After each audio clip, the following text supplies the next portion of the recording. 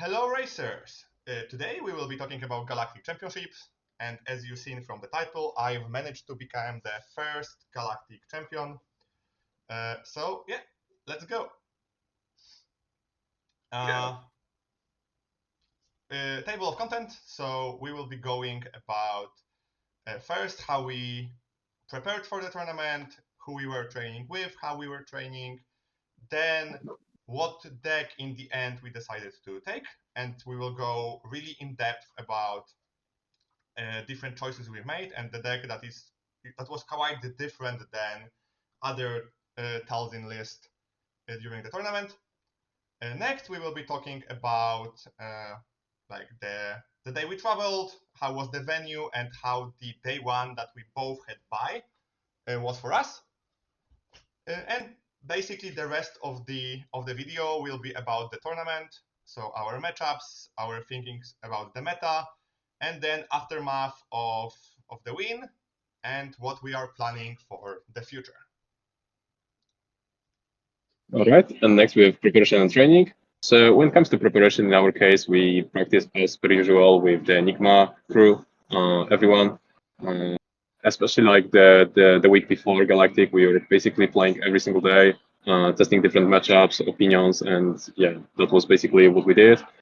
We also played a few games with others, but yeah, mostly just the Enigma crew.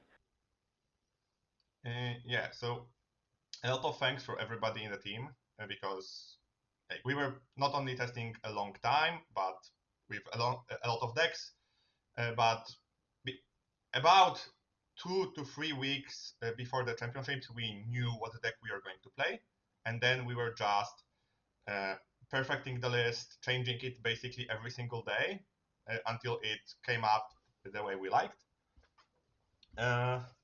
So let's see the list and let's talk about why we made certain choices. So yep. let's start with 2 cards that for me were the most important ones. So Hotshot Blaster and Arm to the Teeth. In the meta that we are currently having, with a lot of discard, with a lot of force throw, pillages, and even other ways to hit your hand, and also with the deck that really likes to play 2 cards each turn, Smuggles allow you to have reach in the later stages of the game. So both of those cards not only push damage, and since Talzin as a leader and the whole deck that we build doesn't really push that much damage, all of our 2-drops only push 2 damage, so having a little bit of additional reach just gave us the ability to, even in the longer games, to just close them when we were even a little bit ahead. Yep. And another thing that is sometimes misunderstood about our deck is the fact that we play 14 2-drops, which at the first glance is a lot. A lot of people don't play Krennic whatsoever, but Krennic, even though he's not a force unit, he provides a lot of value in this deck because there are a lot of when defeats, Nightstar Warrior, carries, Acolyte. Basically, the biggest problem of Talzin Red right now is the fact that she doesn't really have that many good 3-drops. 2-drops are good, 4-drops are good, but yeah, the free resource round besides the Inquisitor is tough. So yeah, we decided that Krennic, because Krennic allows us to play him alongside another 2-drop with when defeat ability, thanks to Krennic's discount. So yeah, that's one of the things that is very relevant about Krennic. Also, another thing on free resources we do in a lot of cases is playing Blaster from hand. Blaster from hand is very good on shield units, so both Krennic and Secretive Sage are good targets. Shield makes them very resilient, and then because you spend 1 resource on the Blaster, you can just play a 2-drop, so you don't need to worry about playing the 3-drops, which are quite mediocre, as I mentioned. And yeah, when it comes to the rest of the 3-drops, besides the Inquisitor, who is good, he's not great, but yeah, he's right. We have Purse Trooper. Purse Trooper was really is really good in the current meta. There are a lot of force units in the meta as a whole, especially because we were expecting a lot of hand blue, and he's quite good into that matchup. Jillian Hiding, who has a very weak stat line, but when defeat, makes her an option to play for 2 resources, and also the discard from his when defeat actually, can be very helpful against the control deck. Yeah, on the other hand, with Jedi in hiding is that the hidden part actually is relevant in certain matchups, so it can push that last bit of damage. The big trap with the card is that Talzin really needs force on third turn, so on 4 resources. So at least me, I often do not use his ability, even if it's killed early, if I don't have any way to guarantee having the force. And even without the discard, the card is not bad if it lets you generate the force on 4.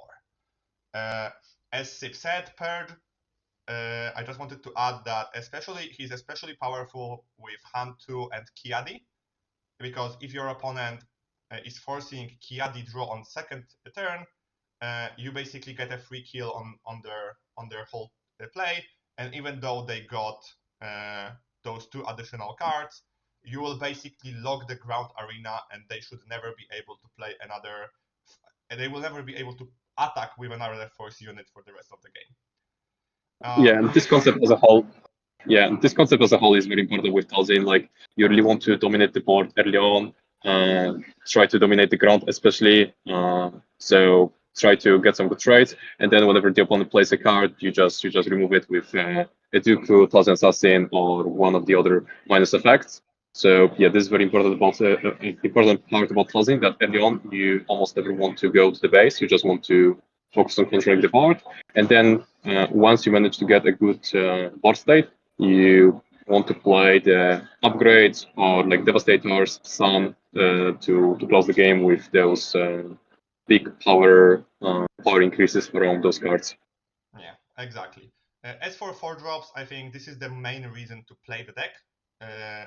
Tyrannus and Talzin Assassin, both of those units are much above anything on 4 resources. So this is basically the how you gain advantage.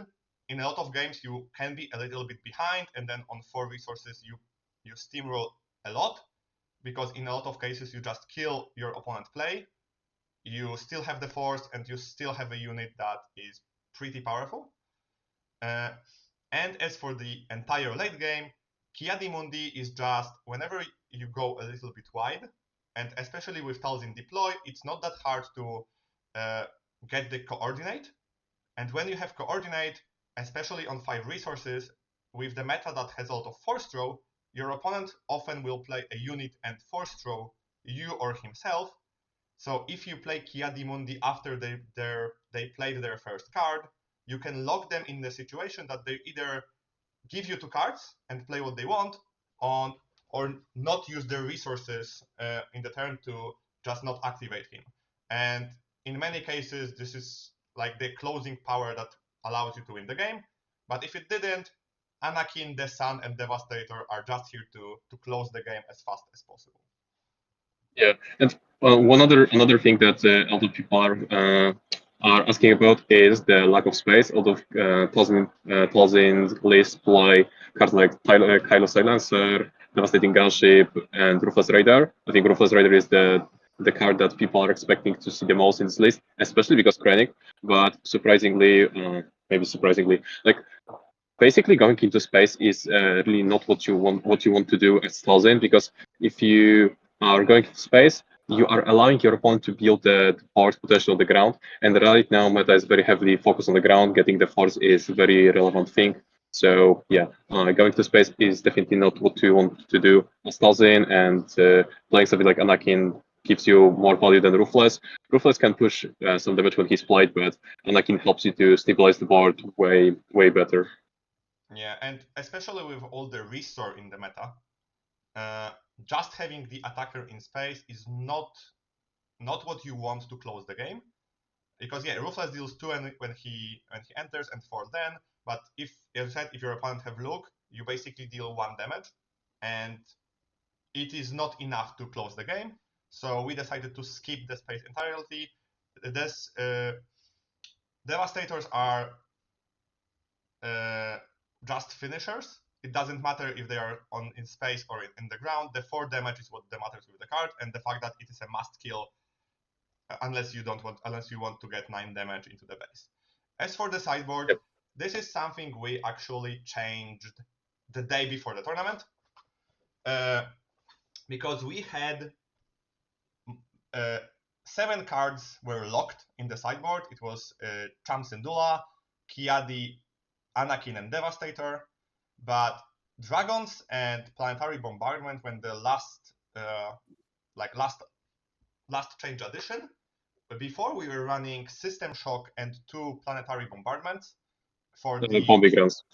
for bombing runs and 1 System Shock for Vader matchup and for Sabine. System Shock was mostly for Sabine, and bombing runs were for Vader. But we actually decided the day before the tournament that those matchups are good anyway, and we wanted a little bit more like percentages versus the hardest matchup for the deck. So for blue, yellow, soft and hard controls, and it actually paid off, which we will be talking in later. So basically, all 10 cards we are exchanging versus the blue villain decks, and for every single other matchup, we mostly adding up Kiadimundis, Anakin, and Devastator, just exchanging them for different cards depending on the matchup. Yeah, and one thing about like Kiadi, even though he's off aspect, like this card is still very good into matchups where the discard is a problem. So matchups where pillage and force throws are a thing.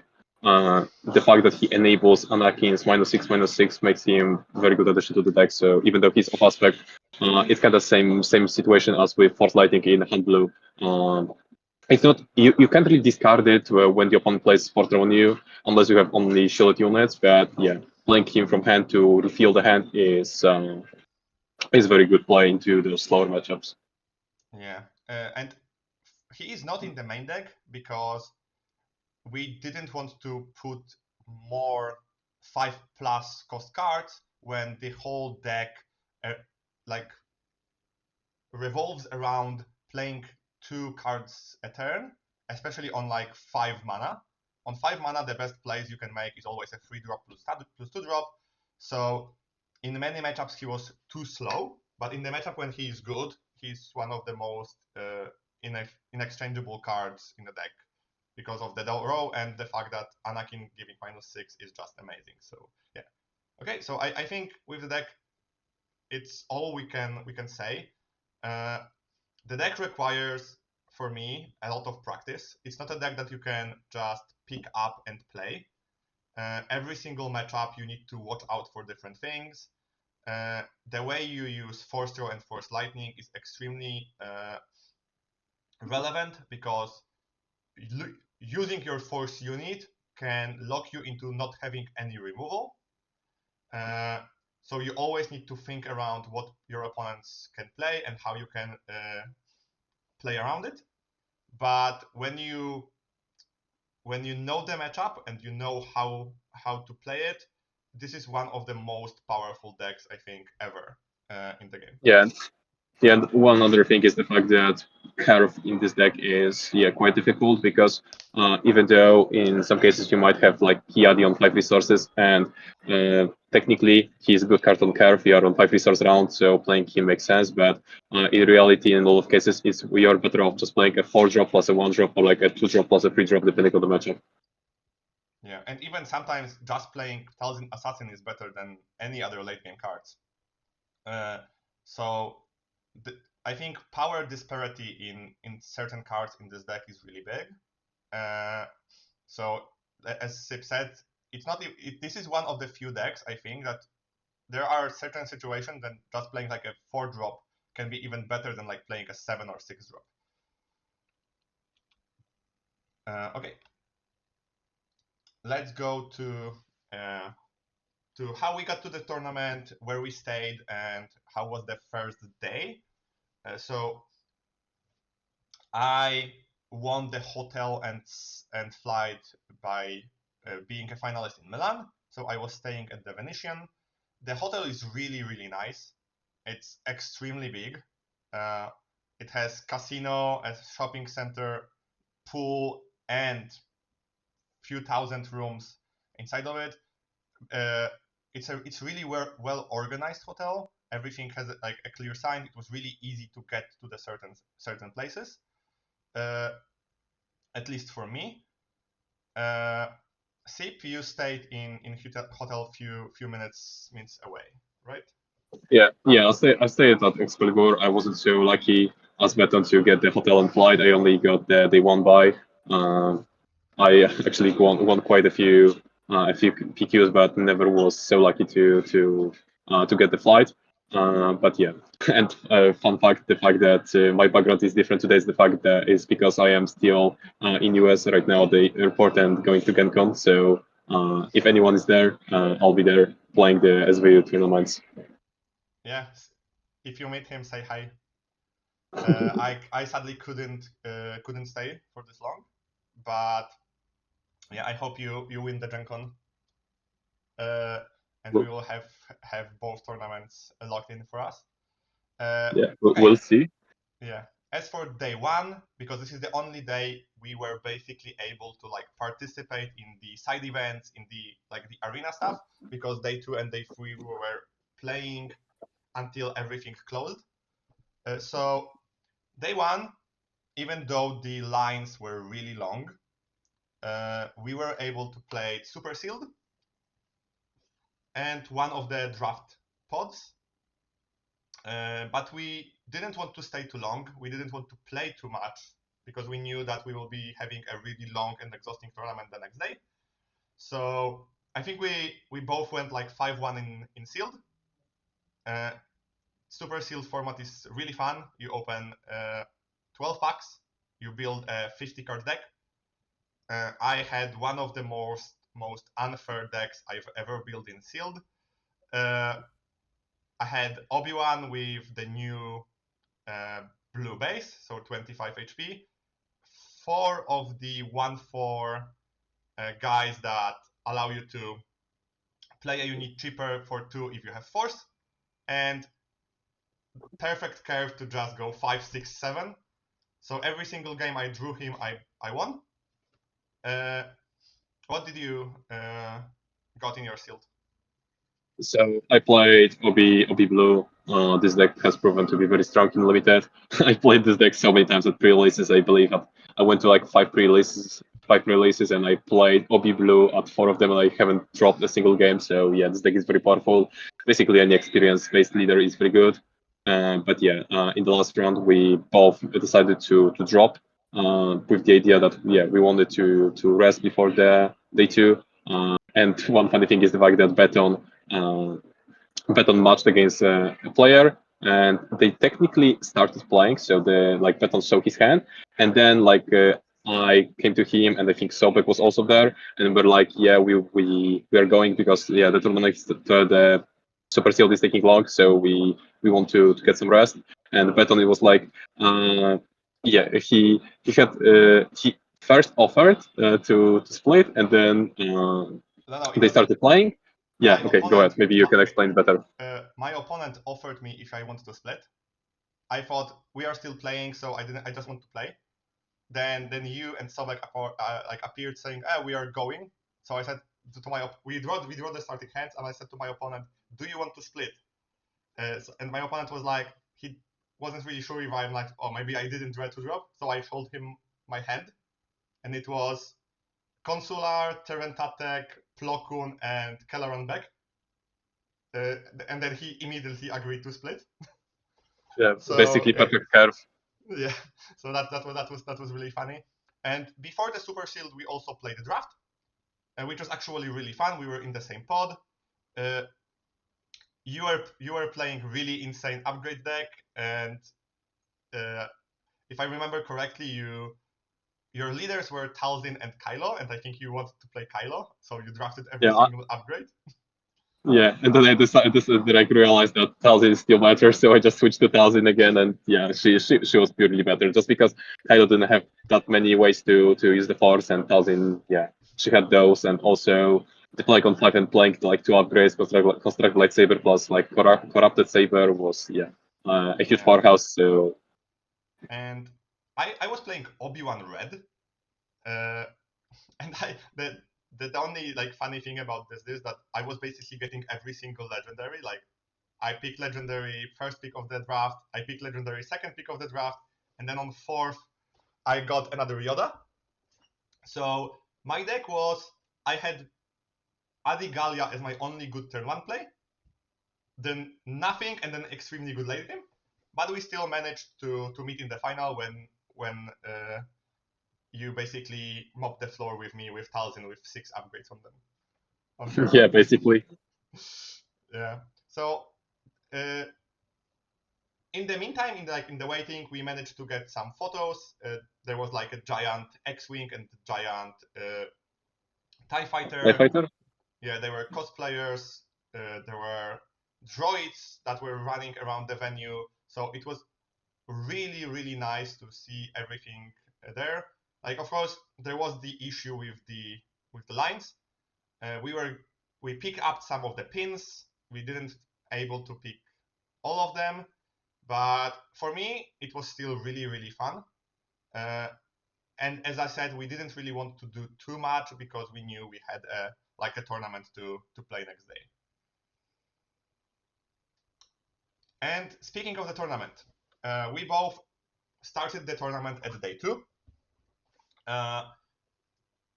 And the deck we chose and the sideboard we chose, we basically only had one deck that we didn't want to play.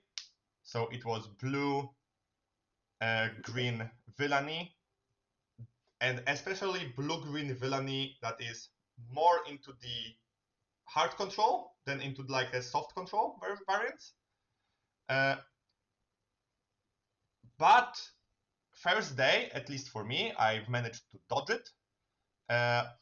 Round 1, that I didn't know at the time. I thought I'm playing just a random deck. So I played the new Kylo Tarkintown. As it turns out, it was the secret deck of Bottom Networks. I've managed to win.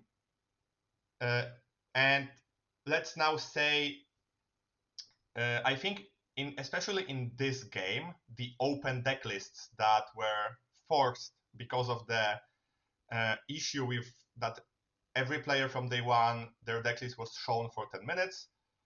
In this specific situation, because it was round 1 versus deck that I never played against, the open deck list helped a lot.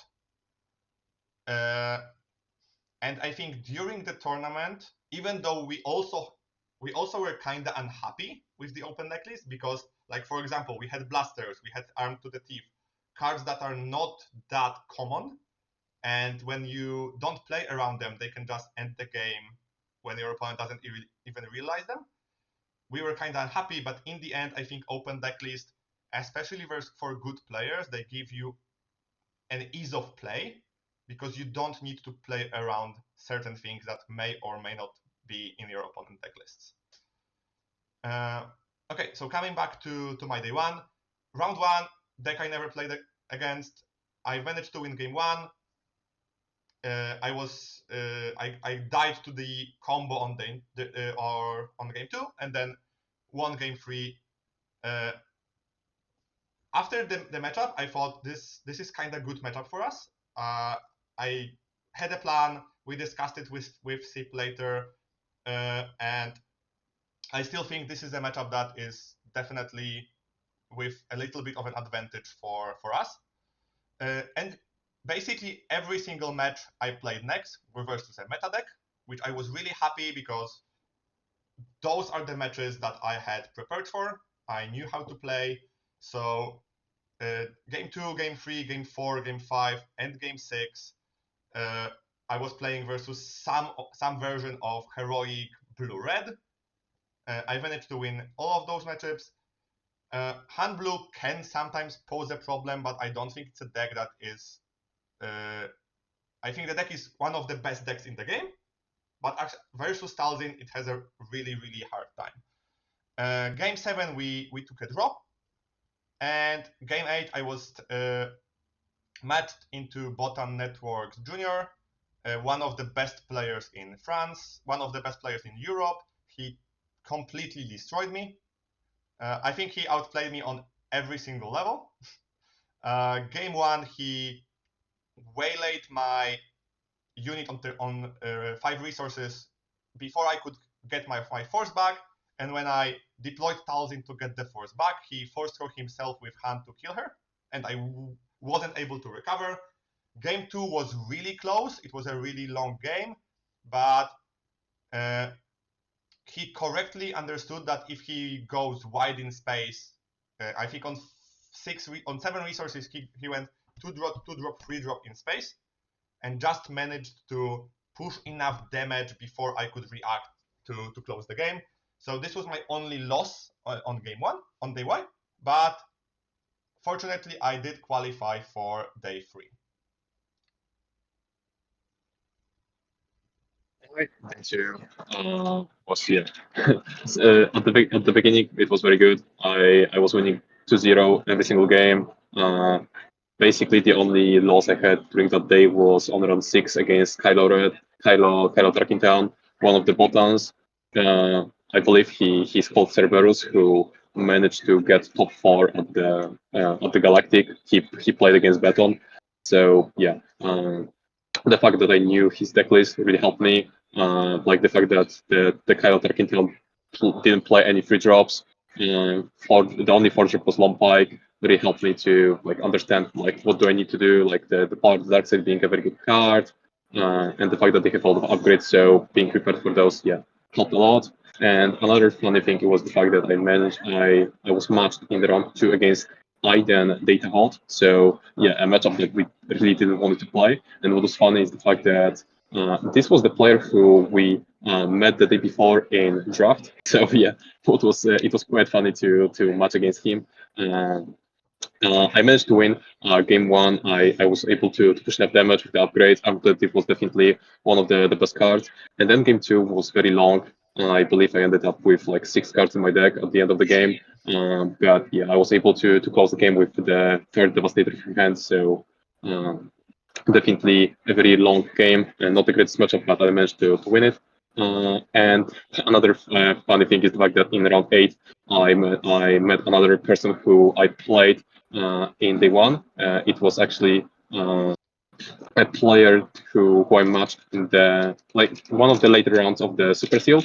So it was also funny to match against him. Like this is one of the things that on day 1 there were a lot of day 2 players just because they had time. They didn't need to participate in the main event. So on day 1, so they just played side events. So it was funny to play against so many day 2 participants on day 1 in those side events.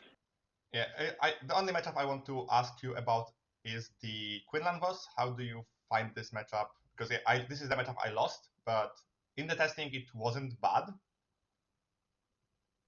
So how did you approach it? I would say that this matchup is not too difficult.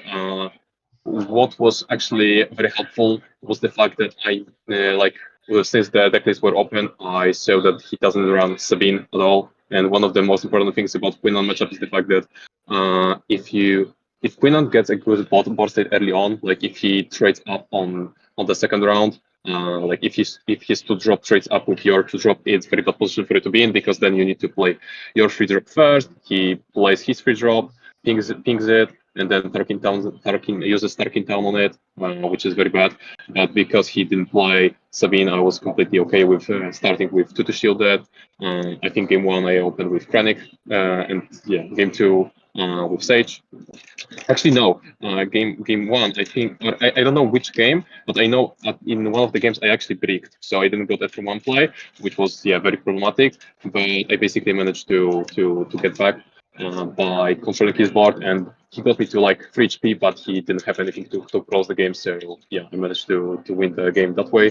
Basically, against Queen, like you need to fight for the board very heavily, try to break his coordinate on 3 resources. On 4 resources, be prepared for Kira, so have like a 4-drop plus 2 drops. So Kira can really block any play. Those are the things that you're looking for in this matchup. And also upgrades are not the greatest because Queen runs a lot of upgrade hate, Bamboozle, and Tank Fighters are staple in this list.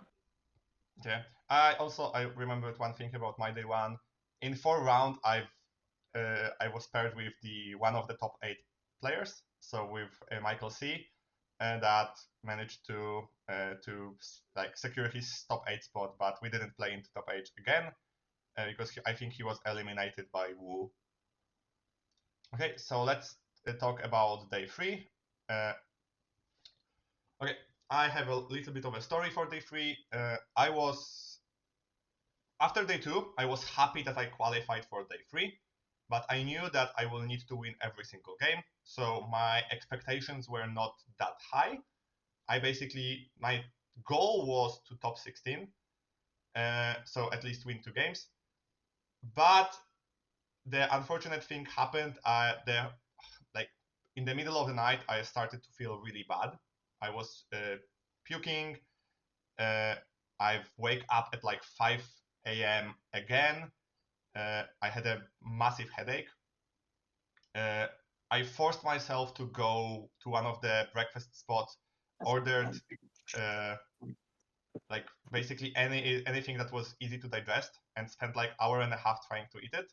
I drank 2 bottles of water and then called my wife from my room, talked with her for an hour just to try to not fall asleep, but also trying to just force myself to rehydrate and like get my like game together. So when I entered the venue at like 9 a.m., I felt really, really bad. I still had a really massive headache, but when that 1 hour passed, because we were starting at 10 a.m. Before we played the first card, when my opponent sit down versus me, it was the same opponent you played at round 8. So the Han Solo blue force, everything went away, and I actually felt for the rest of the day I felt really good. I think it was a combination of adrenaline, stress, and the fact that I managed to hydrate myself. But I was really glad that I've like pushed myself to even after the hard night to push myself to eat properly, to drink enough water, and it went away in the crucial moment. Okay, as for the matchups, day 2, as I said, it was really stressful for me because I know I didn't have any loss to give. Round 1, I was really happy because I was matched into the Han 2, which is the matchup that we practiced the most, and the matchup that I feel is quite easy. I've lost game 1. My opponent had initiative. He played Ogdo Bogdo on turn 1, and my only play was Acolyte, and he killed the Acolyte, and he managed to never lose the board control from that. But game 2 and game 3, I managed to get the board early, and I never allowed him to play anything. Game 2 or game 10, I played versus Italian guy that I've played few times before in the major tournaments. Really, really good player. He was playing Cad Bane. Cad Bane is a weird matchup because it's either really easy if you have good cards, or if Cad has a really good hand, it can be extremely long and problematic. But in this case, I've managed to get a really good grasp at the beginning and just had enough of the advantage on cat flip to not allow him to ever get back into the game. And then when we were paired for our last round, my heart sank because I saw I am playing Aiden Data Vault, and I thought it's an unwinnable matchup almost. Especially after game 1, I thought I have an amazing start on like 5 and 6 on 5 resources. I had the full board. I pushed a lot of damage. On 6 resources, I've left my opponent on like 7 or 8 HP and killed Aiden in the same turn. So I thought, okay, I just need to get fewer damage and I will close it. But he ramped on 6, blast on 8, and he on 9 Avenger, on 10 Timely Intervention Walker, or any combination of those, just amazingly big units. And I think he ended the game with full HP. So I was like, okay, that's terrible. But with sideboard, I've actually managed game 2 and game 3 to just take to distance and burned him with all the cards. And I was so glad that we removed the bombing runs, because Dragon was the card that won me both of the games. With one, it just pushed the damage, and with the other, I put him in the position that my opponent had to really spend a lot of resources to remove it, and that I was able to close the game with actually really nice play. My opponent played a Devastator to kill one of my units. I took initiative. My first action, I played Anakin to reduce the Devastator to 7/7. Mostly because I knew that if he attacked me, he would require 4 attacks, not 3, to kill me. So he attacked for 7, I attacked. Next turn, I played few things. He attacked again. He killed few of my things, but I was still pushing a little bit of damage. And on the last turn, he attacked again, leaving me on 1, but I had Devastator to deal the last 4 damage. So I was extremely happy with myself and how I played this matchup. My opponent was really nice. Then after this, I knew I'm in top 8, because I knew that with 1 loss and 1 draw, I will be definitely in top 8. And this, I think, was the moment when I felt the most like weird emotions together. I couldn't really keep it together for like 20 minutes. But fortunately, there was quite a long break after the Swiss to top 8, so I managed to gather myself and again be locked in to play top 8. And for me, my day 3 wasn't so fortunate. I started off by losing to Ian, also known as Lego Pizza, one of the bottom networks. So yeah, he played as vast majority of the team Kyle Tarkintown. Unfortunately, I lost to 0. Those games were really tough. Like I don't know if I could have done something better. That's how it is sometimes in this game. Then I managed to win against Talzin, and the third game was very stressful. So I knew that in the last game I need to win. I faced off against, I was matched against Jadimi, who I actually played in Leiden PQ. Yeah, in Leiden PQ back in second set.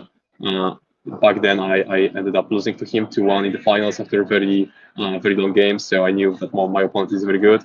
So yeah, we played, and unfortunately, the game ended in a draw. We ran out of time, which it feels quite bad. But yeah, sometimes to be what it is. I didn't felt like any of us were stop playing or anything. But yeah, feels quite bad. But to be what it is. Yeah, and especially like this is one of the games that you can watch on stream in day 2 and day 2 and day 3. You were on stream quite a lot. But this game is fully on stream, so you can watch how it went. What other of your matches were on stream? Can you remember? I think I played against Kylo Tarkintown, one of the bottoms on round 6, and then I also played against Han Green. So Oh, round so 4. round 4, yeah. Okay. I wasn't on stream neither day 1, neither day 2 nor day 3 before the top 8, and all of my games in top 8 were streamed. So okay, let's say how it was. When the top 8 was announced, I was extremely happy because I think whatever would happen, my matches were not bad. The only deck I really wanted to dodge was Han for Tarkintown, because this is one of the off meta decks that I have no idea how to win against. I think going to space with things that I cannot kill with Talzin's ability and pushing damage is one of the best counters for the deck. So round like top 8, I was matched into Matthew Jakobina. Vader Yellow, for me, it's the best aggro deck in the game at the moment. But because Talzin can remove the tokens every single round, he cannot go extremely wide. So the deck loses a lot of its power, and then you only need to remove certain cards, and the matchup then is actually not that bad. So if you manage to remove the Victory Leader and the Combat Squadron, or whatever the card, the 4-mana 3/3 that grows is called, you can just lock the game, and you should always try to keep one Forced Lightning for Vader flip, unless you have enough damage to do. So even though if it's a really good matchup, and again, I had a really lucky top decks in this matchup. I did top deck second Force Lightning in game 1, and then in game 2, I got extremely big advantage early. Even though my opponent top decked an outmaneuver back to back, I pushed enough of damage that in the last round I just had lethal. Then top 4, I played David Holland that you faced in Swiss. And this matchup was really tough. All 3 games were extremely close. I actually don't remember much from game 1 and game 2. I know they were close games, but I cannot remember actually what was played. I do remember game 3, because game 3 I won on 8 resources with exact lethal. I played the Sun, and I knew that if I attacked with everything except one of my units, I have lethal, and I have had 1 mana for Force Lightning to remove the Sentinel from Kylo. So I tried to order the turn in a way that my opponent would spend their mana and actions, so I can play the Sun and then remove the Sentinel and then go everything face. And I was lucky that my opponent didn't try to trade. He went face, and I was able to finish the game with one of my favorite cards. So the Sun, the card that I basically, when we started testing the set, the first deck that I built was Talzin Yellow. And since I thought there is not really any good 7-drops in those colors with the Force, I put the Sun to test him. And every single game, he was much better than I expected. So he got that. Then when we started playing Talzin Red, the Sun continued to stay in the deck.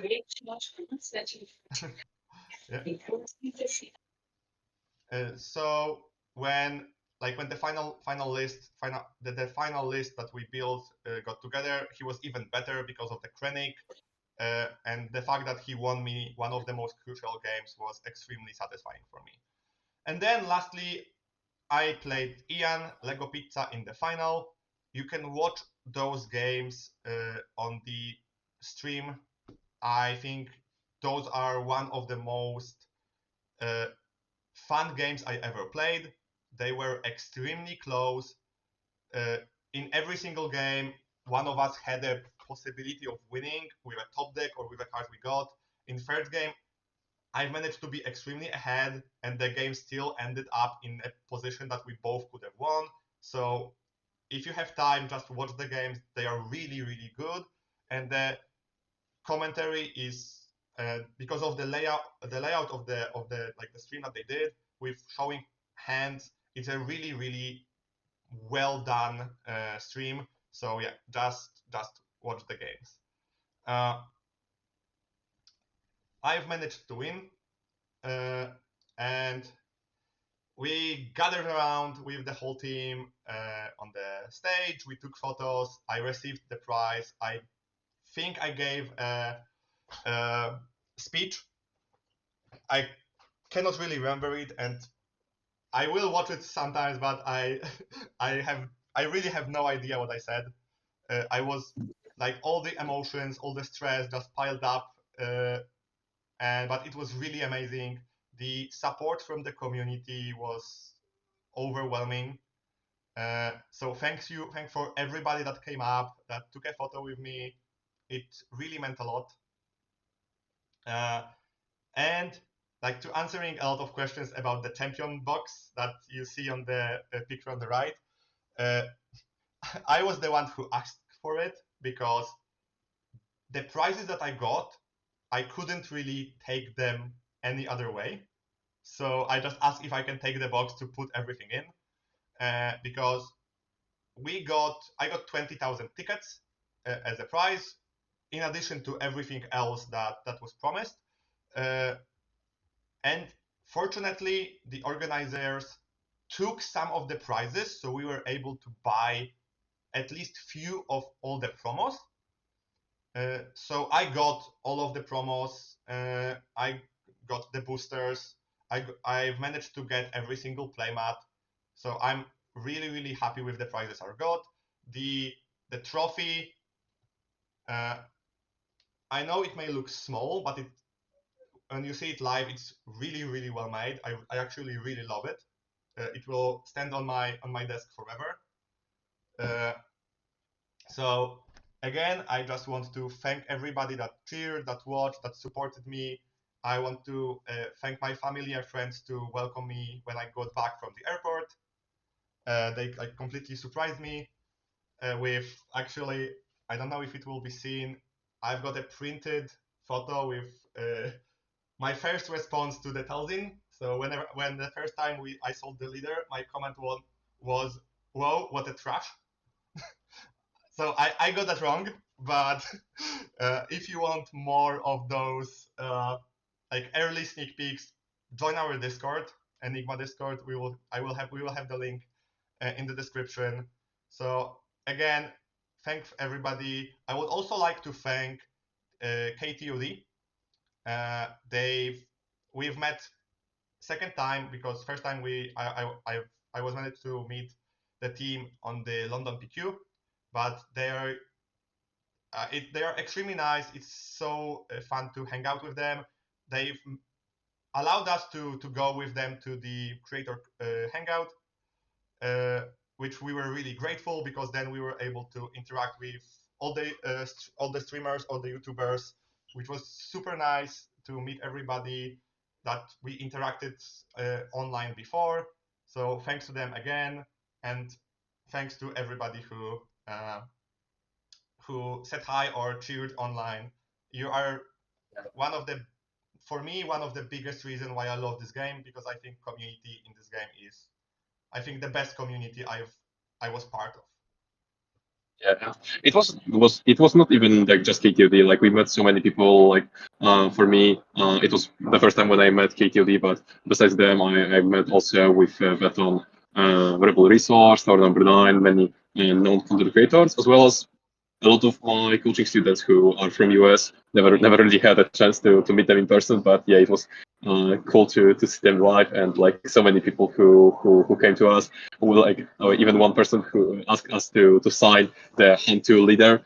So yeah, it was fun for sure, and yeah, looking forward to. Yeah, the person who actually asked us to sign it, it's Troy. He has his own YouTube channel, so I will link it below because I watched his video yesterday. I didn't know he had a YouTube before, but when I look at the end, I saw all of the cars he had signed, and there was the Hunt too that we signed.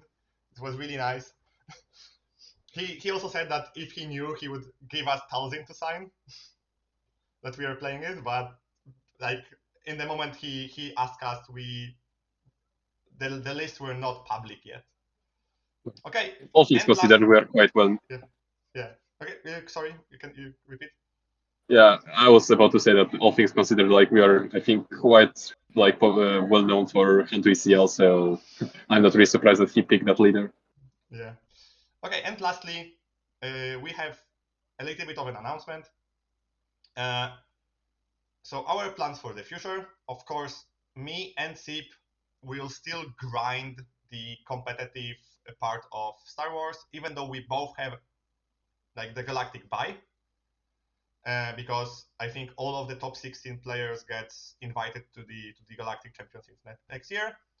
And even though I also won, one of the prizes was hotel and flight for the Galactic Championship, I still want to grind. I love the game, and so we will be attending a lot of PQs.